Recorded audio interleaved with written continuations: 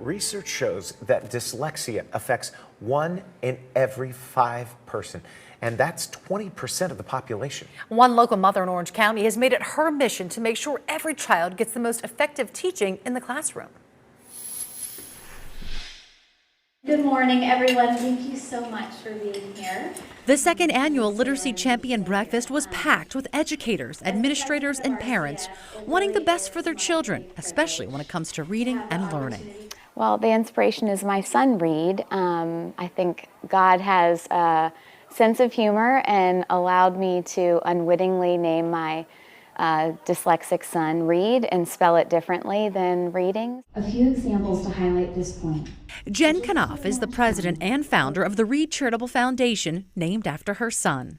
This proud mom says Reed is a bright and articulate child, but like so many students, needs more repetition and a specific method of learning. Around first grade is when the rubber kind of hit the road for really struggling with reading, it being kind of clear that he really wasn't being able to memorize the letters and sounds and sight words. I think most people think dyslexia is reading backwards or writing backwards, but really dyslexia is a difficulty with learning how to read, write, and spell. With little options for Reed, Jen made it her mission to help not only her son, but as many children as possible. And then I started learning about the science of reading, which is what Orton Gillingham is, and that was the type of tutoring my son was getting. But it's expensive, and I was like, what if we were able to get teachers trained in all schools so that families don't have to have the ability to leave work, they don't have to have the extra funds. Like, this is really something that our kids should be getting during the school day. The Reed Charitable Foundation launched in 2019 and since then has trained nearly 1,000 teachers in Orange County using the Orton Gillingham method, impacting 25,000 students. There are model schools and learning centers and even free community events for parents. At the breakfast, Alyssa Ferguson spoke about her journey with dyslexia and how this community is changing lives.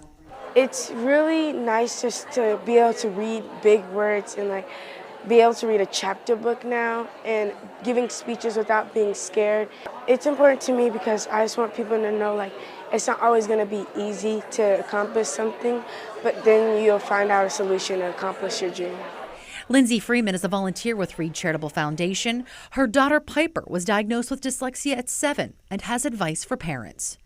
But it was a heartbreaking, confusing journey that I think a lot of parents experience and are told, just wait it out, it will get better.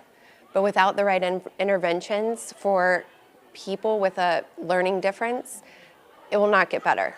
I'm so grateful for how Orton Gillingham and the teachers trained in it helped my daughter through her literacy issue. So I come because I want everyone to have access to this type of learning. Piper, Reed, and Alyssa are reading well and thriving. And thanks to the Reed Charitable Foundation, the mission will continue to train more teachers and reach more students. So that was the goal, to make it affordable, to make it accessible.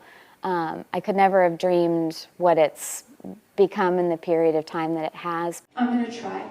That's why Jen Knopf and the Reed Charitable Foundation is a WESH2 Community Champion. I'm honored to be considered a community champion, but I feel like I have a lot of work to do to really deserve that distinction.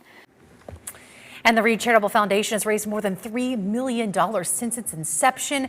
Do you know someone with a history of doing good in Central Florida? WESH2 wants to know about them. Nominate those with a track record of giving back for WESH2 Community Champion Spotlight. Email us the details about your nominee to communitychampion@wesh.com. They could be featured right here on WESH2 on Thursdays.